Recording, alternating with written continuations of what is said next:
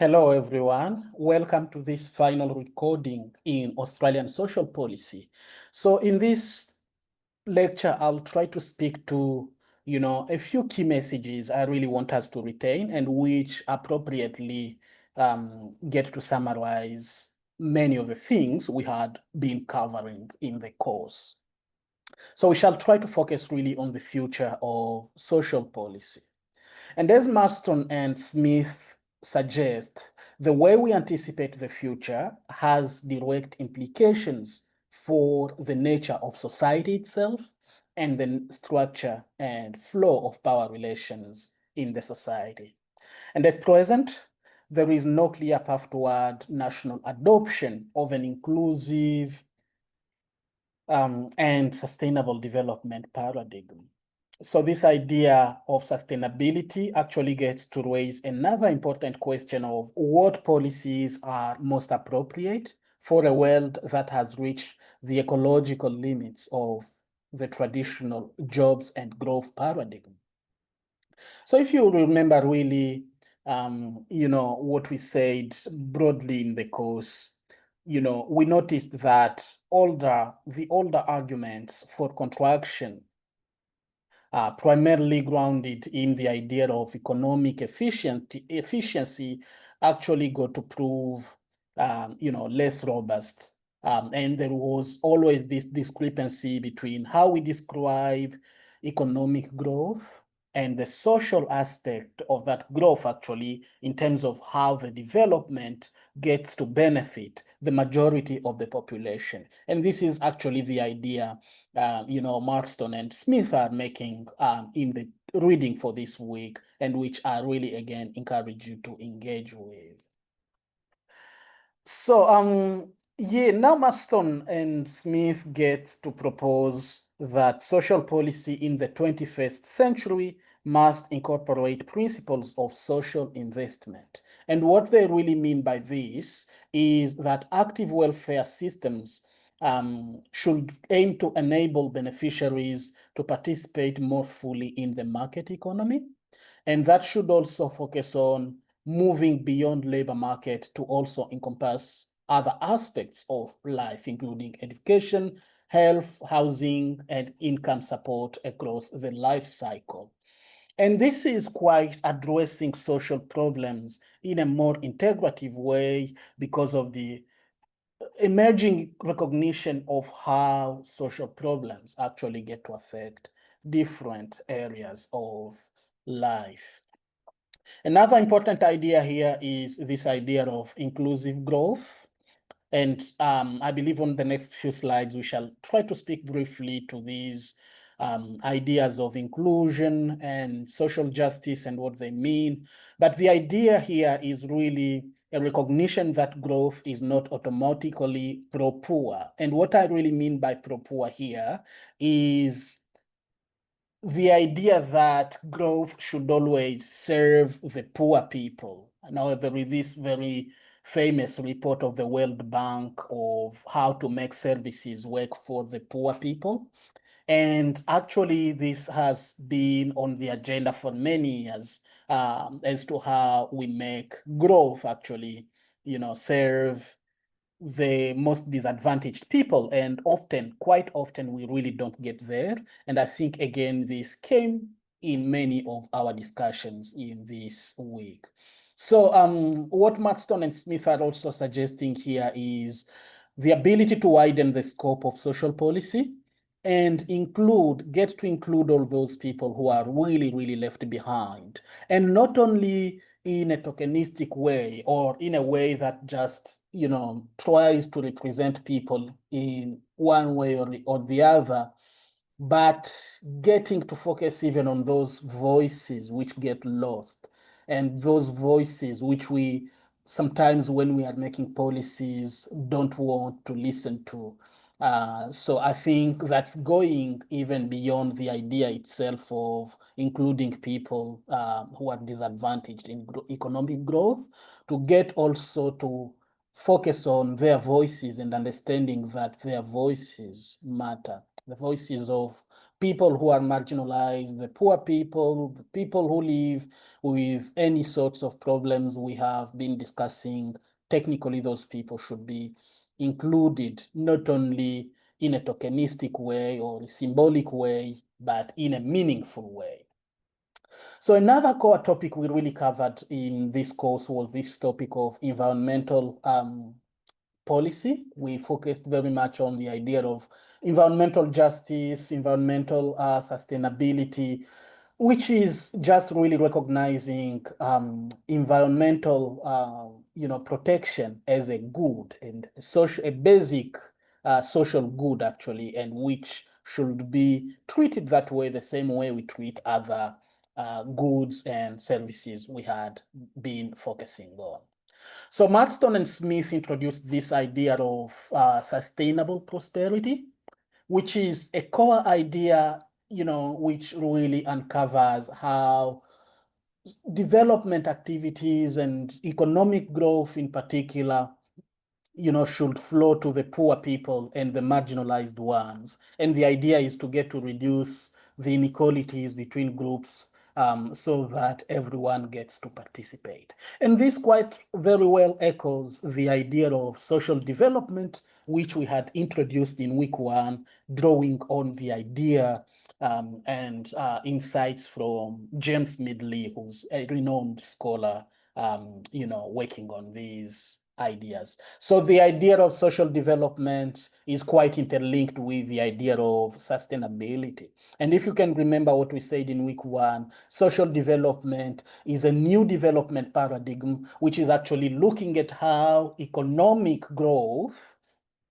can get to contribute to social well-being of people and reducing the inequalities among those who are advantaged and those who are the most disadvantaged is a core goal of social development. So bringing these two aspects together, the aspect of economic development, but also the aspect of the social dimensions of development is a core goal when it comes to social development. And again, there is this understanding that all these should aim to achieving, sustainability. And we defined even this concept of sustainable development in some of the weeks. And there are actually many things which can be done at policy level to make this happen. Also, an important idea we added here is this idea of environmental policy and how environmental policy actually is at the heart of sustainable development. So we cannot really ignore it when discussing these notions. Now, in the Australian context, Fawcett and colleague whose textbook we have used in some of the weeks actually also get to unpack the idea of equity, diversity, and inclusion, which is actually a core framework of governments and non-government actors in the way they intervene in contemporary social policy in Australia. Well, in their book, they used the examples from Australia and the UK. And the idea behind this concept or this framework is that it's really rooted in the increasing awareness of the overarching impact of historical and systemic disadvantages and how those get to affect people across generations. In Australia, we can think, for example, of how systemic factors such as, colonialism or even, the social disadvantage indigenous people in particular have been experiencing across generations and how those are being currently addressed through different policies, or often entitled equity, diversity, and inclusion. And this is really based on the understanding of how social problems, such as the ones we discussed in this course, problems such as poverty, unemployment, the social disparities in health, all the other problems we have been looking at, disability and all sorts of marginalization. Actually, there is this understanding that these problems get to exclude or outcast people from mainstream society. And again, this is a global evidence of how social problems actually get not only to affect the individual, but excluding this individual from the rest of the mainstream society, so they cannot participate normally in the mainstream society as everyone else. So the second idea here is that rather than really reducing social problems to individual factors, then the equity, diversity, and inclusion get to address the structural factors, which actually are the basis of many of these social problems. And the idea is to focus on how to make people get to participate in the society by addressing the problems they are facing, and so on and so forth. And you'll see many similar kind of policies when it comes to employment. You'll find some positions in Australia which are identified.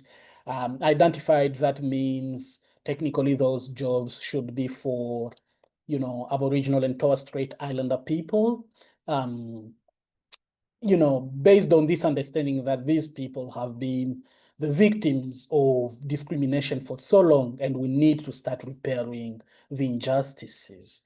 You can think of many other examples around what's going on in your community, or, how disadvantage and marginalization or other problems are being addressed. Are there any policies, for example, around racial justice in your community, or policies towards the inclusion of people with disability, or, so those kinds of policies fall under the equity, diversity, and inclusion.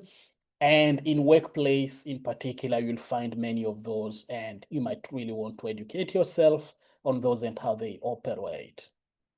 So the equity, diversity, and inclusion policies therefore get to engage several social inclusion goals. The idea here is to include people so that people get to participate. And you find those in many different forms, including aspects of welfare to work, what is known as the workfare, cultural diversity, social justice, gender inequality, addressing the gap between men and women and other genders in different circumstances, including work and employment, but also is disability inclusion and many other policies like that. So you might want to think of what else can you see falling under the equity, diversity, and inclusion policy. And of course, get to engage with this text by Fawcett and colleagues, which kind of really, chapter 9 in particular in that book provides some useful material on this specific aspect. So another core debate in the Australian social policy, which we might have tried to address, is this idea of deliberative policy making. So again, Marston and Smith introduced this idea of sustainable prosperity, as we had started saying. And the idea behind this is what they termed the deliberative approaches to social development, social policy development. And the idea is to establish overarching agreements between the kind of society we really want and which different arms policy should serve to achieve those that kind of society. But also the recognition of local variations, that the way some policies operate in urban areas might not be the same way they operate in rural or remote areas, and we really need to always focus on the notion of adaptability when engaging with policies or even when analyzing them. And I think this again will be quite useful for you to focus on when you start doing your final assessment piece in terms of the group for which a certain policy is working and the groups for which it's not working. Now, the other idea really is this idea of risk society. And again, Marston and Smith argue that we really need to consider the rise of new social risks in the society, especially as society transitions from a welfare state to a social investment state. Issues such as, entrepreneurial self or the shifting allocation of risks from government to individuals and communities are now central questions which should be addressed every time we are discussing social policy. So then the question also is, what are the implications of these shifts, especially for those already marginalized? We faced many risks. I think we have unpacked in some of the weeks the notion of risk and that social policy. And when we discussed about social security in particular, we have discussed social security policy as policies which are adopted to address different forms of risk, and we defined risk as anything such as aging, health related risks such as having a certain disease and so on and so forth. Now there is also this recognition that these risks actually affect people in different ways, and different people face disproportionate risks at different points. There are certain diseases, for example, which would affect same-sex people differently from or disproportionately from the way those diseases get to affect people from other sexual orientation. And you might want to focus on understanding how different risks operate and how they affect people of different subsets of the society.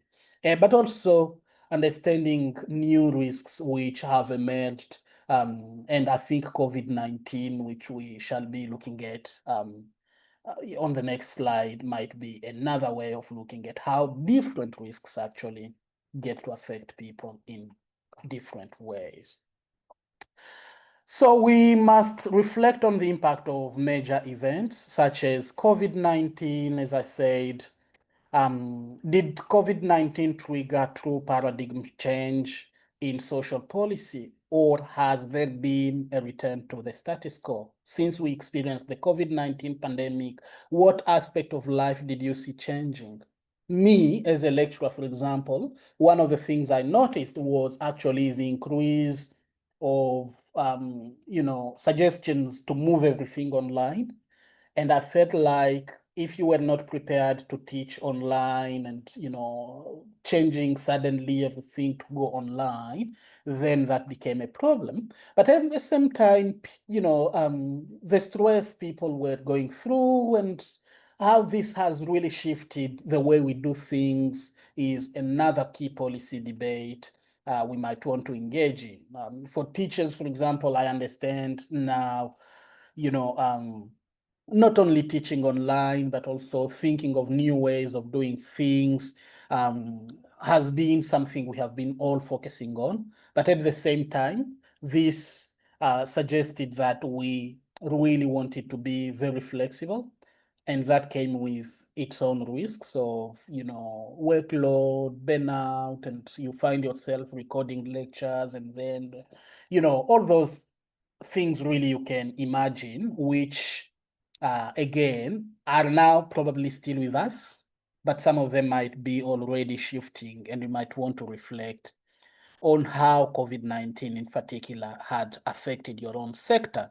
If you are working in sectors such as health, social security, you might want to consider how temporary increases in support and flexibility and how that is continuing, because we are now observing renewed, debates about who is deserving, who is undeserving, and I think a few lessons from COVID-19 actually has, informed all these. And I think even other topics we had covered in the course, such as migration, policies, and even the environmental policy and housing policies we have discussed in the latest weeks, actually all these have been affected in one way or another. And you might see whether in a particular policy area there has been a dramatic paradigm change, which we can still notice today, maybe 4 years after, maybe 3 years post COVID-19, or are we kind of returning to the status quo?